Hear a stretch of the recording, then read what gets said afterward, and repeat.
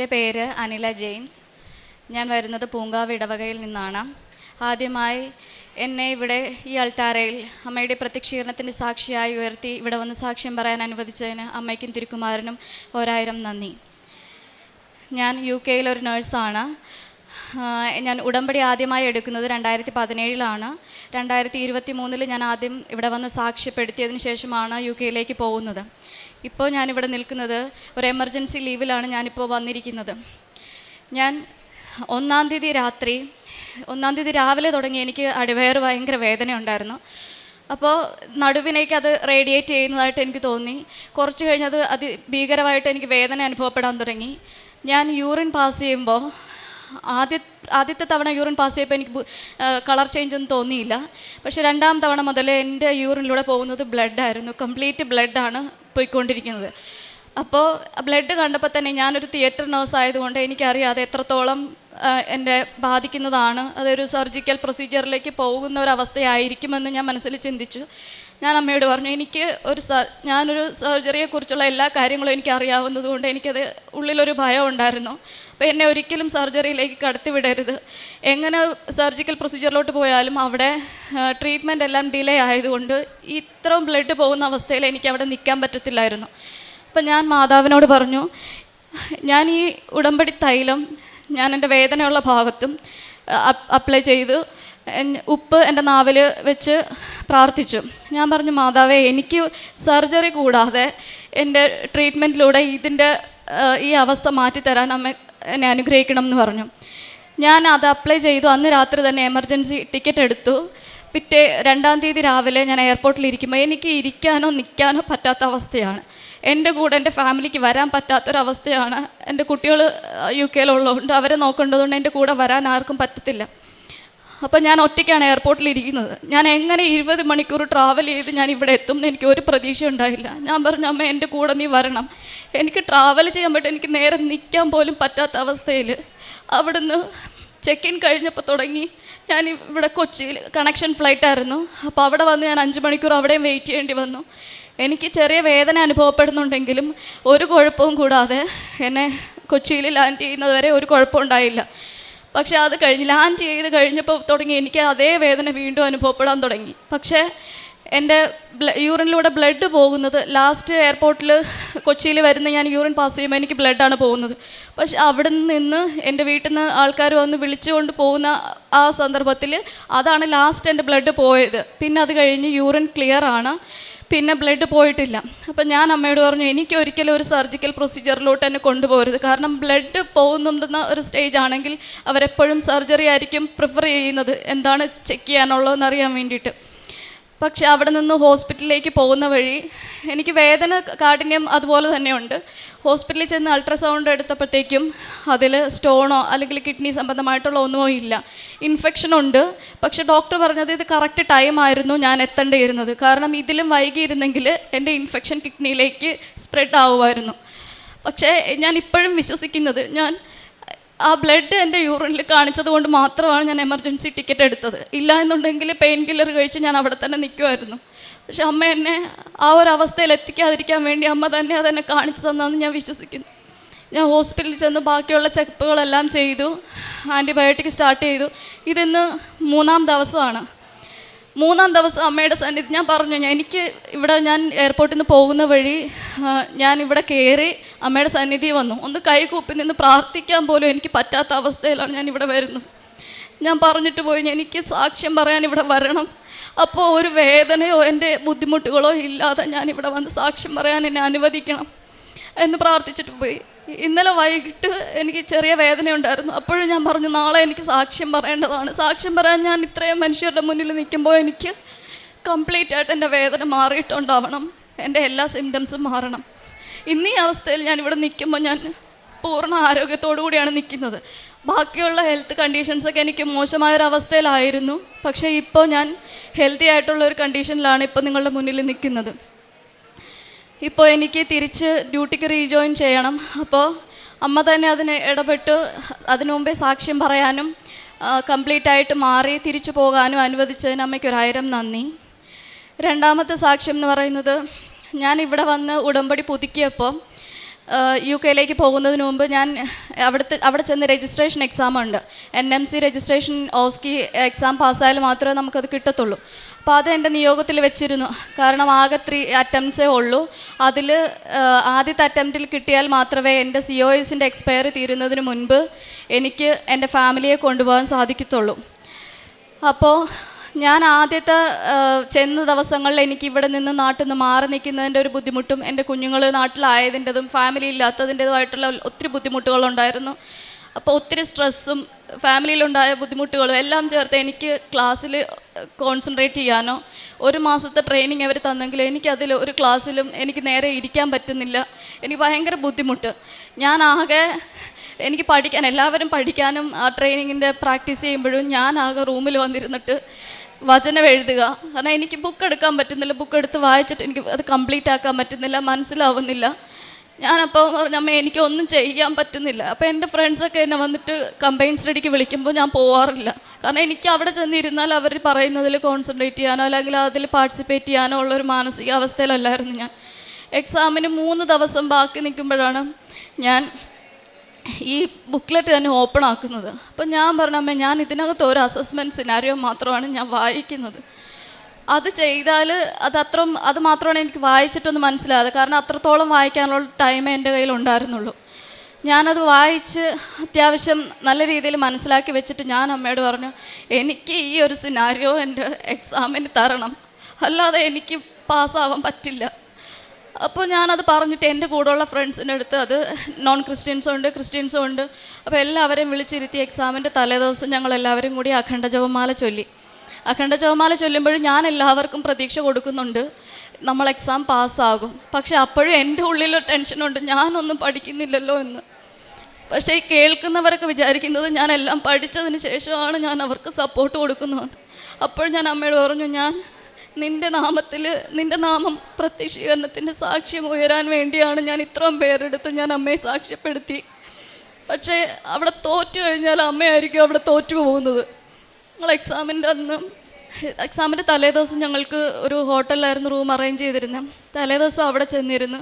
അവിടെ ഞങ്ങൾ പ്രാക്ടീസ് ചെയ്യുമ്പോഴും എനിക്ക് പ്രാക്ടീസ് ചെയ്യാൻ പറ്റുന്നില്ല. ഞാൻ അപ്പോൾ തന്നെ എടുത്ത് ഈ പ്രത്യക്ഷീകരണത്തിൻ്റെ പ്രാർത്ഥനയും ഈ വചനം എഴുതുക. അപ്പോൾ ഞാൻ ഈ വചനം എഴുതുമ്പോൾ എന്ന് പറഞ്ഞാൽ, അച്ഛൻ മുമ്പ് പറഞ്ഞിട്ടുണ്ട്, നമ്മളെപ്പോഴും മാതാവിനോട് അപേക്ഷിക്കുമ്പോൾ എനിക്കത് തരണേ എന്ന് പറയുന്നതിലുപരി അത് കിട്ടിയതിന് നന്ദി പറയുമ്പോൾ തിരിച്ച് മാതാവിനൊന്നും പറയാനുണ്ടാവില്ല. അപ്പം ഞാൻ എൻ്റെ വചനം എഴുതിയത്, ഈ രജിസ്ട്രേഷൻ എക്സാം പ്രത്യക്ഷീകരണത്തിന് സാക്ഷ്യമായി ഉയർത്തി എന്നെ പാസ്സാക്കിയതിന് നന്ദി എന്നാണ് ഞാൻ വചനത്തിൽ എഴുതിയത്. അപ്പോൾ അത് മാക്സിമം ഒരു 1000 തവണയെങ്കിലും എഴുതി തീർക്കണം എന്ന് എനിക്കുണ്ടായിരുന്നു. എക്സാമിൻ്റെ അന്ന് രാവിലെ ഞങ്ങൾ എക്സാം സെൻറ്ററിലേക്ക് പോയി. എല്ലാവർക്കും തന്നെ ഞാൻ ഉടമ്പടി തൈലം നെറ്റിയിൽ പൂശി കൊടുത്തു. എല്ലാവരുടെ കയ്യിലും ഉടമ്പടി ഉപ്പ് ഞാൻ കയ്യിൽ കൊടുത്തു എക്സാം ഹാളിൽ വെക്കാൻ വേണ്ടിയിട്ട്. അങ്ങനെ ഞാൻ ചെന്ന് എക്സാം സെൻറ്ററിൻ്റെ ഒരു വിൻഡോയുടെ ഭാഗത്തായിട്ട് ഞാൻ ആരും ചവിട്ടാത്ത ഒരു സ്ഥലം നോക്കി അവിടെ ഉപ്പ് ഞാൻ വെച്ചു. ഞാൻ പറഞ്ഞു, മാതാവേ, ഇതെനിക്ക് വേണ്ടി മാത്രമല്ല, ഇവിടെ ഞാൻ നിന്നെ സാക്ഷ്യപ്പെടുത്തി ഞാൻ ഇത്രയും പേരുടെ മുന്നിൽ ഞാൻ പറഞ്ഞിരിക്കുന്നു, അവരുടെ മുന്നിൽ ഞാൻ തോറ്റുപോയി കഴിഞ്ഞാലും അല്ലെങ്കിൽ ഇതിൽ ആര് തോറ്റുപോയി കഴിഞ്ഞാലും നീ തന്നെയാണ് തോറ്റു പോകുന്നത് എന്ന് പറഞ്ഞ് ഞാൻ എക്സാം സെൻറ്ററിൻ്റെ ഫ്രണ്ടിൽ ഓരോരുത്തരെയും അലൈൻ ചെയ്തിരുത്തി. അപ്പം ഞാൻ മാതാവിനോട് പറഞ്ഞിട്ടുണ്ടായിരുന്നു, അമ്മയുടെ സാന്നിധ്യം എനിക്ക് അവിടെ അറിയണമെങ്കിൽ എനിക്കൊരു അടയാളം തരാൻ വേണ്ടി എന്നെ വിളിക്കുന്നത് ഒരു ഫീമെയിൽ ട്രെയിനർ ആയിരിക്കണം എന്ന് പറഞ്ഞായിരുന്നു. പക്ഷെ ഞാൻ ഇരുന്ന ആ റൂമിൻ്റെ ഫ്രണ്ടിൽ ഞാൻ കാണുന്നത് ഒരു മെയിൽ ട്രെയിനറായിരുന്നു. അപ്പം ഞാൻ പറഞ്ഞു, അമ്മേ, എനിക്ക് അത്ര പോലും എനിക്ക് എൻ്റെ കൂടെ വരാൻ നിനക്ക് പറ്റിയില്ല, എനിക്ക് മെയിൽ ട്രെയിനറാണ് ഞാൻ കണ്ടത്. പക്ഷേ ഒരു 5 മിനിറ്റ്സിനകം പുള്ളിക്കാരൻ ആ റൂമിൽ നിന്ന് ഇറങ്ങിപ്പോയി. പിന്നെ എന്നെ അകത്തേക്ക് വിളിക്കാൻ വരുന്നത് ഒരു ലേഡിയായിരുന്നു. അപ്പം തന്നെ ഞാൻ ഉറപ്പിച്ച അമ്മ എൻ്റെ കൂടെ ഉണ്ടെന്ന്. അകത്ത് കയറി ഞാൻ എക്സാം സ്റ്റാർട്ട് ചെയ്യാനായിട്ട് അവരെൻ്റെ കയ്യിൽ ക്വസ്റ്റ്യൻ പേപ്പർ തരുമ്പോൾ എനിക്ക് ഒട്ടും പരിചയമില്ലാത്ത ഡിഫറെൻറ്റ് സെറ്റിങ്ങിലായിട്ടുള്ള ഒരു ക്വസ്റ്റ്യൻ പേപ്പറാണ് എനിക്ക് തരുന്നത്. ഞാൻ ആ ഒരു എനിക്ക് നോക്കിയിട്ട് പോലും ഇല്ല, കാരണം അത്രയും ടഫാണ് ആ ഒരു ഏരിയ. അപ്പോൾ അതുകൊണ്ട് ആ ഒരു കമ്മ്യൂണിറ്റി സെറ്റിങ്ങാണ് എനിക്ക് കിട്ടിയതും ഒരു ഡിഫിക്കൽട്ടായിട്ടുള്ളൊരു കേസുമാണ് എനിക്ക് കിട്ടിയത്. അപ്പം തന്നെ എൻ്റെ മൈൻഡെല്ലാം ബ്ലാങ്കായി. ഞാൻ പറഞ്ഞു, അമ്മ, ഇതിനകത്ത് എനിക്ക് എൻ്റെ മെറിറ്റ് ഒന്നുമില്ല, എൻ്റെ കയ്യിൽ എന്തെങ്കിലും ഉള്ളത് പറയാമെന്ന് വെച്ച് കഴിഞ്ഞാലും പ്രസൻറ്റ് ചെയ്യാമെന്ന് വെച്ചാലും അതൊന്നും എൻ്റെ കയ്യിലില്ല. ഇപ്പോൾ എല്ലാം ഇനി നിൻ്റെ കയ്യിൽ, നിൻ്റെ ഗ്രേസ് കൊണ്ട് മാത്രമേ എനിക്കിവിടെ പ്രസൻറ്റ് ചെയ്യാൻ പറ്റത്തുള്ളൂ. ഞാൻ എക്സാം സ്റ്റാർട്ട് ചെയ്ത് ഇടക്കായപ്പോഴത്തേക്കും എന്നോട് ഡേറ്റും സൈനും ഇവിടെ എൻ്റെ മനസ്സിൽ പറഞ്ഞു മാതാവ്. ഞാൻ ഡേറ്റും സൈനും ഇട്ട് എൻ്റെ പേരും സൈനും എല്ലാം കംപ്ലീറ്റ് ആക്കി. പക്ഷേ എക്സാം പ്രസൻറ്റ് ചെയ്ത് തീരാനായിട്ട് ടൈമർ വെച്ചിട്ടുണ്ട്. എനിക്ക് കംപ്ലീറ്റ് ആക്കാൻ പറ്റിയില്ല, ടൈം ഔട്ടായിപ്പോയി. ഞാൻ പുറത്തിറങ്ങിയിട്ട് ഞാൻ പറഞ്ഞു ഇനി ഇല്ല, ഇനി എൻ്റെ പ്രതീക്ഷയില്ല. കാരണം എൻ്റെ ഫസ്റ്റ് അസസ്മെൻറ്റ് തന്നെ പോയി, ടൈം ഔട്ടായി. അപ്പോൾ ഇനി എങ്ങനെ ഞാൻ ഇത്രയും കൂടുതൽ സ്റ്റേഷൻസ് ഞാൻ എങ്ങനെ കംപ്ലീറ്റ് ചെയ്യും? എൻ്റെ മൈൻഡ് ബ്ലാങ്കായി, എനിക്കൊന്നും ചെയ്യാൻ പറ്റുന്നില്ല. ഞാൻ എല്ലാവരെയും നോക്കി, എക്സാം എല്ലാവർക്കും ടഫാണ്, എല്ലാവരുടെ കണ്ണിൽ നിന്നൊക്കെ കണ്ണുനീർ വരുന്നുണ്ട്. കാരണം അത്രത്തോളം ഇമ്പോർട്ടൻ്റ് ആണ് ഈ ഒരു രജിസ്ട്രേഷൻ അവിടെ. എനിക്ക് ആർക്കും ഒരു പ്രതീക്ഷ പോലും കൊടുക്കാൻ പറ്റാത്ത രീതിയിൽ ഞാൻ ആ ചെയറിലിരുന്നു. അങ്ങനെ അടുത്ത സ്റ്റേഷൻസ് 3 മണിക്കൂർ നീളുന്ന എക്സാം, അത് ഓരോ സ്റ്റേഷൻ കഴിഞ്ഞ് അവരെന്നെ വിളിച്ച് അകത്ത് പോയി, ഞാൻ തിരിച്ചു വരുന്നു. അങ്ങനെ എക്സാം കംപ്ലീറ്റ് ചെയ്ത് ലാസ്റ്റ് സ്റ്റേഷൻ കഴിഞ്ഞപ്പോഴത്തേക്കും എക്സാമിനർ എന്നോട് പറഞ്ഞു, നീ നന്നായി പ്രസൻറ്റ് ചെയ്തു, എവിടുന്നാണ് വരുന്നത്, എവിടെയാണ് വർക്ക് ചെയ്തത് എന്നുള്ള കാര്യങ്ങളൊക്കെ. അപ്പോഴും എൻ്റെ മനസ്സിലോർത്ത് മനുഷ്യർ എന്നെ പുകഴ്ത്തി പറയുന്നത് കൊണ്ടോ അല്ലെങ്കിൽ എന്നെ നന്നായി പറയുന്നത് കൊണ്ടോ ഒരിക്കലും അത് എനിക്കൊരു ശാശ്വതമാകില്ല. ഞാൻ പറഞ്ഞ അമ്മ, ഇതിലൊന്നും ഞാൻ വിശ്വസിക്കുന്നില്ല. എനിക്ക് എക്സാം പാസ്സായി തരാൻ നിൻ്റെ ഗ്രേസ് ഉണ്ടെങ്കിൽ മാത്രമേ അത് നടക്കത്തുള്ളൂ. ഞങ്ങൾ എക്സാം കഴിഞ്ഞ് ഇറങ്ങിയപ്പോൾ വീട്ടിൽ വിളിച്ച് എല്ലാവരും ചോദിച്ചു എക്സാം എങ്ങനെ ഉണ്ടായിരുന്നു. ഞാൻ പറഞ്ഞു എന്നിൽ ഒരു പ്രതീക്ഷയുമില്ല, ഇനി എന്തെങ്കിലും അത് അത്ഭുതം നടക്കണമെങ്കിൽ അമ്മയുടെ ഗ്രേസ് കൊണ്ട് മാത്രമേ അത് നടക്കത്തുള്ളൂ. അങ്ങനെ പറഞ്ഞാൽ വെച്ചു. 3 ദിവസം കഴിഞ്ഞ് എക്സാമിൻ്റെ റിസൾട്ട് വന്നപ്പം എല്ലാ സ്റ്റേഷൻസും പാസ്സാക്കി അമ്മ എന്നെ അനുഗ്രഹിച്ചു. അതുപോലെ ഉണ്ടായിരുന്ന ഭൂരിഭാഗം കുട്ടികളും എല്ലാ സ്റ്റേഷൻസും കംപ്ലീറ്റായി പാസ്സായി. 3-4 പേര് മാത്രമാണ് 1-2 സ്റ്റേഷൻസ് വെച്ച് ഫെയിലായിരിക്കുന്നത്. ആ end of the day result എല്ലാം നോക്കിയപ്പോൾ ഇതുവരെ വന്നിട്ടുള്ള കൊഹോട്ടിൽ ഇത്രയും പാസിംഗ് റേറ്റ് ഫസ്റ്റ് ടൈമാണ്. അപ്പോൾ ഞാൻ പറഞ്ഞ കാര്യം അമ്മ അവിടെ വന്നു, ഇത്രയും പേരുടെ മുന്നിൽ പ്രത്യക്ഷീകരണത്തിനെ സാക്ഷ്യമായി അതിനെ ഉയർത്തി തന്നു. അതിന് അമ്മയ്ക്ക് 1000 നന്ദി. മൂന്നാമത്തെ സാക്ഷ്യം എന്ന് പറയുന്നത്, UK നമ്മൾ ചെന്ന് കഴിഞ്ഞ വീട് കിട്ടാൻ ഭയങ്കര ബുദ്ധിമുട്ടാണ്. അപ്പോൾ ആദ്യത്തെ 2 മാസം നമുക്ക് അക്കോമഡേഷൻ പ്രൊവൈഡ് ചെയ്യും അവർ. അപ്പോൾ ആദ്യത്തെ 1 മാസം ഈ എക്സാമിൻ്റെ ടെൻഷനും കാര്യങ്ങളും കൊണ്ട് വീട് സെർച്ച് ചെയ്തിട്ടില്ല. അതിനെപ്പറ്റി നമുക്ക് കൂടുതൽ അറിവില്ല. അവിടെ ചെന്ന് കഴിഞ്ഞാൽ അവിടുത്തെ റൂൾസ് റെഗുലേഷൻസൊക്കെ നമ്മൾ പഠിച്ച് വരുന്നതേ ഉള്ളൂ. 1 മാസം കഴിഞ്ഞപ്പോൾ വീട് നോക്കാൻ തുടങ്ങി. പക്ഷേ ഒന്നും നമുക്ക് ശരിയാവുന്നില്ല. 3 ദിവസം ബാക്കി നിൽക്കുമ്പോഴും ഞങ്ങൾ വീട് നോക്കിക്കൊണ്ടിരിക്കുക. അപ്പോൾ എനിക്ക് എൻ്റെ ഫ്രണ്ട്സും ഉണ്ട്, അപ്പോൾ നോൺ ക്രിസ്ത്യൻസാണ് എൻ്റെ കൂടെ ഉള്ളത്.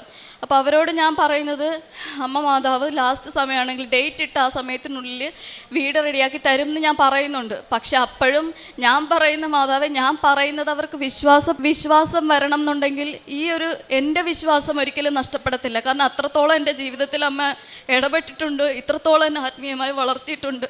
അതുകൊണ്ട് എൻ്റെ വിശ്വാസം ഒരിക്കലും പോകത്തില്ല. പക്ഷെ ഞാൻ പറയുന്നത് അവരുടെ മുന്നിൽ വെച്ച് അത് നടന്നില്ല എന്നുണ്ടെങ്കിൽ അവരിതൊരിക്കലും വിശ്വസിക്കാൻ പോകുന്നില്ല.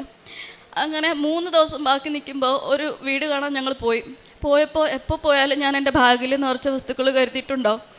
അതിൽ ഉപ്പ് ഞാൻ അതുപോലെ ആ വീട്ടിൽ ചവിട്ടാത്ത സ്ഥലം നോക്കി ഞാൻ വെച്ചിട്ട് ഞാൻ പറഞ്ഞു, അമ്മ ഈ വീട് ഞങ്ങൾക്ക് തരണം. ഒരു ചാൻസും ഇല്ലാത്ത ഒരു രീതിയാണ്. കാരണം ഒരു വീട് പ്രോസസ്സ് ചെയ്ത് നമുക്ക് കിട്ടണം എന്നുണ്ടെങ്കിൽ മിനിമം 2 വീക്സ് വേണം. ഈ 3 ദിവസം കൊണ്ട് അവരൊരിക്കലും സമ്മതിക്കാൻ പോകുന്നില്ല എന്നുള്ള ഉറപ്പാണ്. കാരണം അവർക്ക് 2 വീക്സ് വേണം. അത് തന്നെയല്ല, ഈ 3-ാമത്തെ ദിവസം ഞങ്ങൾക്ക് അവിടുന്ന് വെക്കേറ്റ് ചെയ്ത് കൊടുക്കുകയും വേണം. അപ്പോൾ ഏജൻറ്റിനോട് ഇങ്ങനെ പറഞ്ഞു, ഞങ്ങളുടെ അവസ്ഥ ഇങ്ങനെയാണ്, ഞങ്ങൾക്ക് വെക്കേറ്റ് ചെയ്തേ പറ്റത്തുള്ളൂ.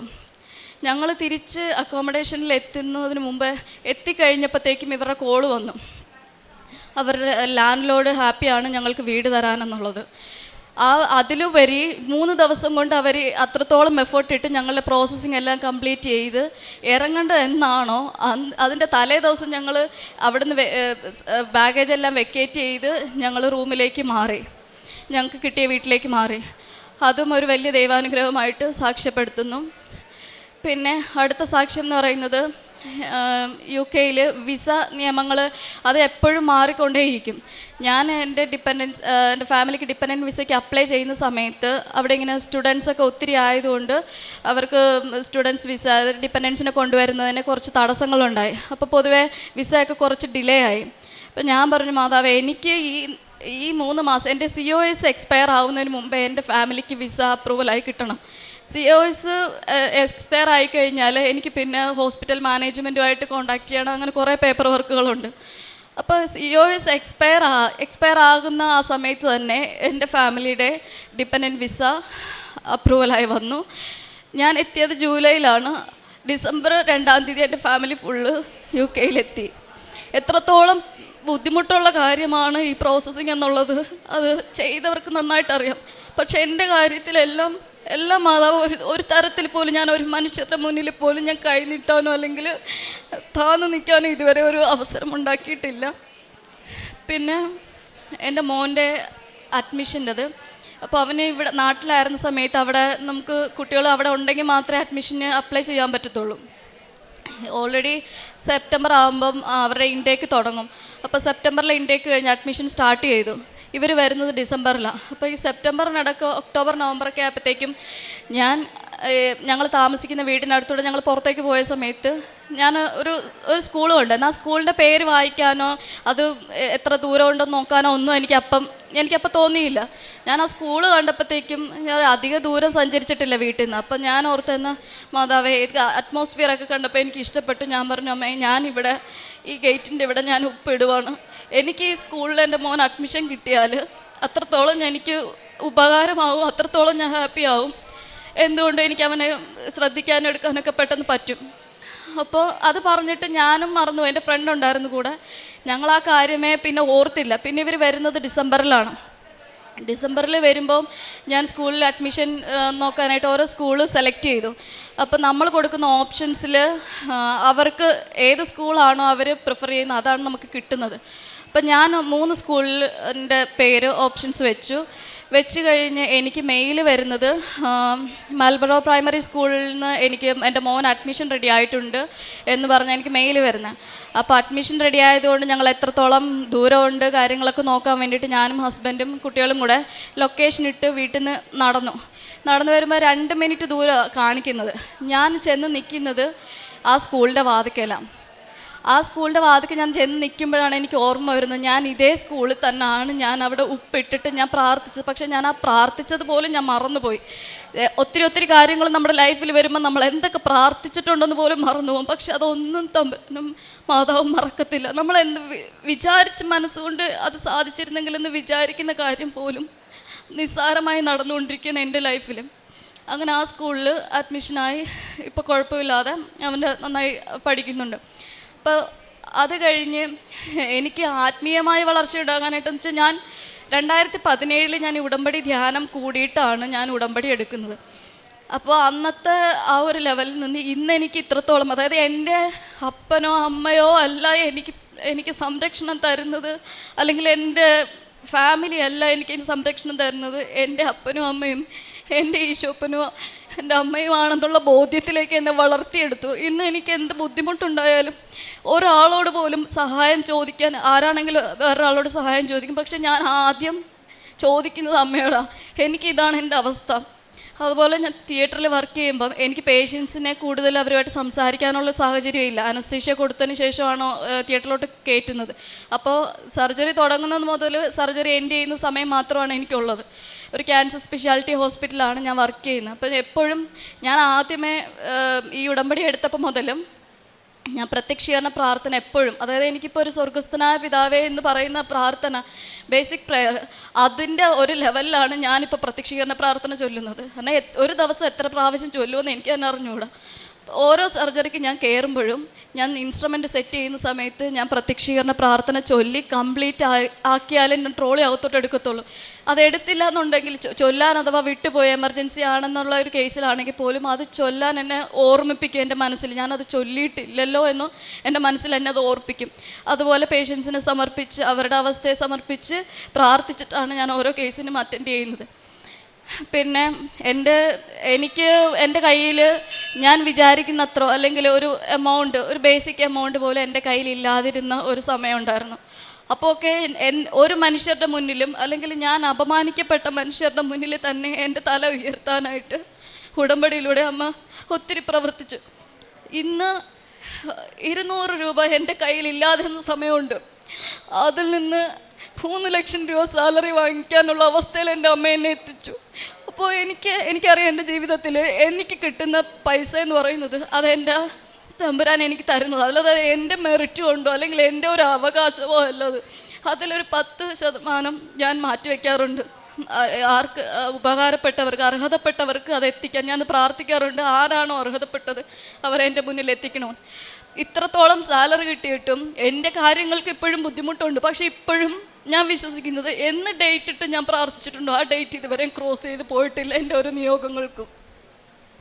പിന്നെ എൻ്റെ സാക്ഷ്യങ്ങളാവട്ടെ, മറ്റുള്ള സാക്ഷ്യങ്ങളാവട്ടെ, ഉടമ്പടി ധ്യാനം എല്ലാം ഞാൻ സോഷ്യൽ മീഡിയ വഴി ഷെയർ ചെയ്യും. പിന്നെ എൻ്റെ പേഴ്സണലായിട്ട് ഫ്രണ്ട്സിന് ഷെയർ ചെയ്യും. പിന്നെ എല്ലാവരോടും സംസാരിക്കുമ്പോൾ എനിക്ക് ഈ പ്രത്യക്ഷീകരണത്തിൻ്റെ സാക്ഷ്യത്തെക്കുറിച്ച് ഞാൻ സംസാരിക്കാറുണ്ട്, എൻ്റെ അനുഭവത്തെക്കുറിച്ച് സംസാരിക്കാറുണ്ട്. എത്രത്തോളം അവരെ തീവ്രമായിട്ട് അതിലേക്ക് ഉൾക്കൊള്ളിക്കാൻ പറ്റണമെന്നാണ് ഞാൻ ചിന്തിക്കുന്നത്. കാരണം മനുഷ്യരെ നമുക്ക് ആശ്രയിക്കാൻ പറ്റില്ല, ഒരു കാലത്തും നമുക്ക് മനുഷ്യരെ ആശ്രയിക്കാൻ പറ്റില്ല. മനുഷ്യരെ ആശ്രയിക്കുന്നവരെന്നും അത് അവസാനം ദൈവത്തിലോട്ട് തിരിയുന്നത് വരെ നമുക്ക് സഹനങ്ങൾ തന്നുകൊണ്ടിരിക്കും. ഇന്നും എനിക്ക് സഹനങ്ങളുണ്ട്, പക്ഷെ അതൊക്കെ സഹിക്കാനുള്ള ശക്തി അമ്മ എനിക്ക് ഉടമ്പടിയിലൂടെ തന്നു. ലൂക്കായുടെ സുവിശേഷം 21-ാം അധ്യായം 13-ാം തിരുവചനം പറയുന്നു, നിങ്ങൾക്ക് ഇത് സാക്ഷ്യം നൽകുന്നതിനുള്ള അവസരമായിരിക്കും. എന്ത് ഉത്തരം പറയണമെന്ന് നേരത്തെ ആലോചിക്കേണ്ടതില്ലെന്ന് മനസ്സിലാക്കിക്കൊള്ളുവിൻ. തൻ്റെ പ്രത്യക്ഷീകരണത്തിൻ്റെ സാക്ഷിയാക്കണമേ എന്ന പ്രാർത്ഥനയുടെ ഉത്തരമാണ് ഈ പരിശുദ്ധമായ അൾത്താരയിൽ, കൃപാസനം അൾത്താരയിൽ അനില ജെയിംസ് ഇവിടെ നമ്മോട് പങ്കുവച്ചത്. ഈശോയോടും പരിശുദ്ധ അമ്മയോടും വലിയ നന്ദിയുടെ ഒരു ഹൃദയവുമായിട്ടാണ് അനില ഇവിടെ നിൽക്കുന്നത്. വളരെ ഹൃദയഭേദകമായ കഥകളായിരുന്നു തൻ്റെ ജീവിതാനുഭവങ്ങളെന്ന് പങ്കുവയ്ക്കുമ്പോൾ നമുക്ക് മനസ്സിലായി. അനില പറയുന്നു, എൻ്റെ എല്ലാ ജീവിതാനുഭവങ്ങളും, എനിക്ക് കഷ്ടപ്പാടിലൂടെ കടന്നു പോകേണ്ടി വന്ന എല്ലാ അവസ്ഥകളും not by merit but by grace എന്ന ആ ഒരു തത്വത്തിലേക്കാണ് പരിശുദ്ധ അമ്മേനെ കൊണ്ടുപോയത്. നമുക്കറിയാം, ഈശോയെ മുൾമുടി ധരിപ്പിച്ച് ഒരു ഞാങ്ങണ കയ്യിൽ കൊടുത്ത് നിർത്തിയപ്പോൾ പരിശുദ്ധ അമ്മ കാണുകയായിരുന്നു മറ്റുള്ളവരുടെ എല്ലാം മുൻപിൽ തലകുനിച്ചു നിൽക്കുന്ന തൻ്റെ തിരുക്കുമാരൻ്റെ അവസ്ഥ. ഇന്ന് എല്ലാ ജീവിതാവസ്ഥകളും സങ്കടങ്ങളും കടന്നുപോയിട്ടുള്ള ഒരു അമ്മയാണ് പരിശുദ്ധ അമ്മ, കൃപാസനം അമ്മ. ഈ പരിശുദ്ധ അമ്മ ആരെയും, ഈശോയെ സമീപിക്കുന്ന ആരും തന്നെ തലകുനിക്കുവാൻ ഇടവരുത്തരുതേ എന്ന് ഈശോയോട് പ്രാർത്ഥിക്കുകയാണ്. ഈ മകളുടെ പഠനകാലങ്ങളിൽ പരീക്ഷ എഴുതുന്ന സമയങ്ങളിലെല്ലാം അവരുടെ അതോറിറ്റീസ് പറയുകയായിരുന്നു, യാതൊരു റെസ്പോൺസ് ഇല്ലാത്ത ഒരു ഹോൾ ബാച്ചാണ് നിങ്ങളുടേത്, നിങ്ങളൊന്നും ജയിക്കാൻ പോകുന്നില്ല, നിങ്ങളിൽ നിന്ന് യാതൊന്നും പ്രതീക്ഷിച്ചിട്ട് കാര്യമില്ല എന്ന് ചാപ്പ കുത്തിയ ഒരു ബാച്ചായിരുന്നു അനിലയുടെ നഴ്സിംഗ് ബാച്ച്.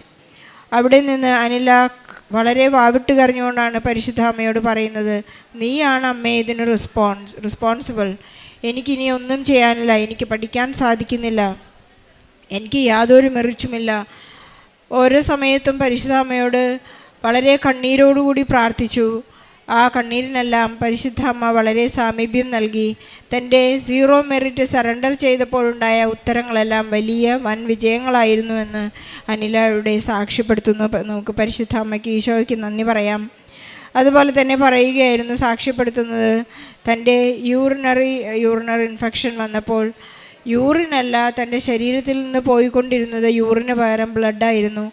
എയർപോർട്ടിൽ നിന്ന് ഇവിടെ എത്തുന്നത് ഒരു വളരെ സങ്കടകരമായ ഒരവസ്ഥ. ഒരു മനുഷ്യന് ചിന്തിക്കാൻ സാധിക്കുന്നതിലും വലിയ അപ്പുറത്തായിരുന്നു ആ അവസ്ഥ. ഒരു മനുഷ്യൻ്റെ യൂറിന് പകരം ബ്ലഡ് പോകുന്ന അവസ്ഥ നമുക്ക് ചിന്തിക്കാവുന്നതാണ്. പരിശുദ്ധ അമ്മ വളരെ ചേർത്ത് പിടിച്ച ഒരു സൗഖ്യമാണിത്.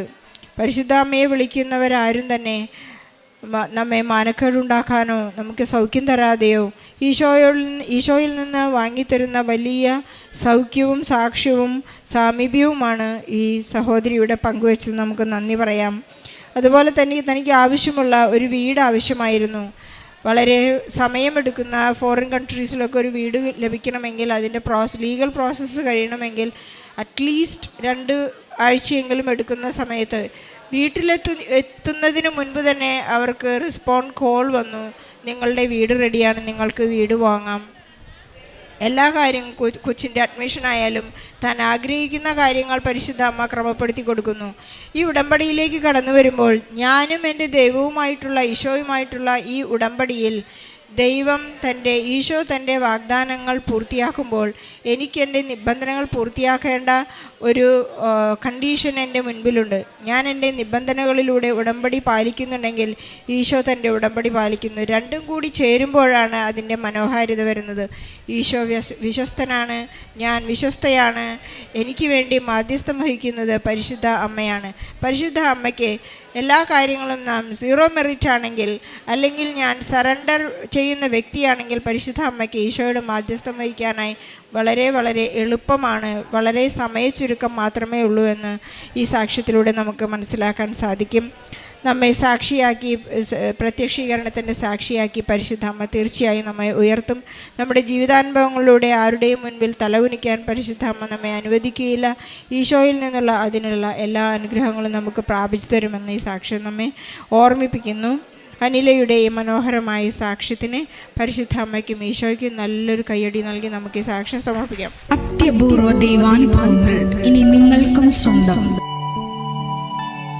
ഈ യൂട്യൂബ് ചാനൽ ഇതുവരെ സബ്സ്ക്രൈബ് ചെയ്തിട്ടില്ലെങ്കിൽ ഇപ്പോൾ തന്നെ സബ്സ്ക്രൈബ് ചെയ്യുക.